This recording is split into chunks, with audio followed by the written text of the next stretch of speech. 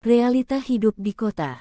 Sepanjang perjalanan menuju ke perusahaan Aditama, Reza hanya diam menatap keluar jendela mobilnya. Bibirnya membeku, tak ada sepatah kata pun yang keluar dari bibir tipis pria tersebut. David yang sedari tadi melirik sang bos hanya bisa diam tanpa berani membuka percakapan terlebih dahulu, apalagi ia tahu bahwa suasana hari Reza saat ini sedang tidak baik-baik saja. TINGG. TINGG. TINGG. Tak berselang lama HP yang sedari tadi bertengger di dalam jas tersebut berbunyi pertanda ada pesan masuk. Dan betapa terkejutnya ia saat mendapati pesan dari Anton yang mengirimkan foto dan juga video panasnya dengan Mila. Anton di seberang sana tersenyum getir, dalam hati ia begitu ingin memiliki Mila seutuhnya. Hanya dengan cara ini ia bisa menyingkirkan Reza dari kehidupan. Saat itu pun darahnya serasa mendidih ke ubun-ubun, rahangnya mengeras serta tatapan maut dan tangan yang terkepal ingin sekali rasanya mencincang pria yang ia anggap sebagai teman justru berkhianat kepadanya. David yang menyadari perubahan pada raut wajah Reza segera bertanya untuk mencairkan suasana. "Apa kita langsung ke kantor sekarang atau mau gue traktir minum bro? Kayaknya suasana hati lo bener kacau men." Petik 2. Ujarnya seraya menatap lekat wajah Reza dari spion di atasnya. "Udahlah lo gak usah mikirin Mila. Cewek gatel kayak dia gak pantas bersanding sama lo men.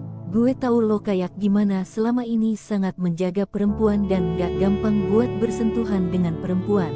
Biarinlah mereka berdua emang cocok sama-sama gak bisa jaga kehormatannya." David terus saja nyeroskos berharap bisa sedikit menenangkan hati Reza yang membara bak abis tersambar petir. David memang sangat mengerti dengan Reza, selain menjadi sekretaris David juga menjadi teman yang teramat dekat dengan Reza dan menjadi kepercayaan keluarga Aditama di saat sang ayah Rama Atya Aditama mengurus bisnis di luar negeri dan sang adik Intan yang tengah menempuh pendidikan di luar negeri. David dilimpahkan tugas untuk membantu Reza di segala urusannya oleh Rama karena ia begitu mempercayai David. Ia juga mampu memposisikan dirinya antara urusan kantor dan kapan waktunya menjadi teman dekat. "Gue mau ke apartemen Dev, kali ini gue gak bisa ke kantor dan gak bisa pulang ke mansion, gue mau nenangin diri dulu." Singkat, padat, dan jelas itulah kalimat yang keluar dari mulut Reza. Tanpa basa-basi David melajukan mobil sang bos menuju apartemen unit penthouse yang begitu mewah milik Reza. Setelah itu ia pamit ke kantor untuk melanjutkan pekerjaan yang Reza limpahkan kepadanya. Susah banget punya bos saat sedang bucin-bucinnya pekerjaan diabaikan, apalagi sekarang lagi patah hati tambah terbengkalai lagi kerjaannya. Nasib, untung gajinya gede. "Kalau nggak udah gue tinggal lore, mana gue juga masih jomblo. Boro-boro nyari pasangan, yang ada kerjaan bejibun," ia bergumam dalam hati sambil menjambat rambutnya frustasi. Asteris. Di seberang jalan, "Aku harus segera mencari kontrakan, kalau nggak masak tidur di jalan sih," gumamnya dalam hati. Meskipun lelah tetapi inilah mimpi yang Saras inginkan sedari dulu. Bagaimana tidak? Kehidupan yang serba kekurangan memaksanya hidup dalam belenggu ibu tiri yang memperlakukannya semena-mena. Saat melewati jalanan yang lumayan sepi ia melihat dua orang pria yang bertengger di pinggir jalan. "Hei lihat bro, ada cewek cantik. Kayaknya bisa jadi mangsa kita ini bro." Tiba-tiba saja dua orang pria tegap berpakaian lusuh dan badan yang dipenuhi tato mendekati Saras. "Hei sayang, mau kemana sendirian aja, mau abang temenin nggak?" ucap salah satu pria sambil mencolek sebelah pipi Saras. "Siapa kalian?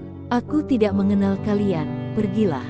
Saras kemudian mengambil langkah 1000 untuk menghindari pria tersebut. "Jangan galak-galak, gitu jadi cewek neng, kan abang jadi suka," kekeh pria yang satunya. "Gimana kalau kita antar ke tempat tujuan neng? Gak usah tergesa-gesa gitu dong. Sama kita santai aja sayang, kita bisa bersenang-senang dulu. Pergi kalian, kalau nggak aku teriak maling sekarang." Petik 2. Tanpa aba-aba pria tersebut menarik lengan Saras untuk didekapnya. Namun belum sampai di pelukan pria tersebut, Saras terlebih dahulu menendang aset berharga miliknya hingga sang empunya tersungkur menahan sakit yang teramat di bagian bawahnya. "Sialan, gede juga tenaganya. Sikat dia bro, jangan biarin dia lolos," ujar pria yang tersungkur tadi. Langsung saja teman yang satunya menyerang Saras, namun Saras tak tinggal diam. Ia berusaha menyerang balik meskipun tenaganya jauh di bawah pria tersebut. Tanpa berpikir lagi, Saras memukul pria tersebut menggunakan tasnya dan BRAKKKKK. Semua isi dalam tasnya tumpah dan senyum seringai muncul dari bibir pria tersebut saat melihat dompet Saras yang terpental. Diambilnya dompet tersebut dan berlari sekencang tenaga. Saras pun berlari tak kalah kencangnya mengejar pria tersebut. "Woi, balikin woi," teriaknya. Namun segera ia berbalik badan karena teringat barang lain yang masih berserakan di jalan. "Ya Allah, harus bagaimana sekarang, hik hik hik." Ia menangis sambil mengemasi barangnya. Untung saja HP bulut yang ia bawa dari kampung tidak ikut dirampas oleh preman-preman tersebut.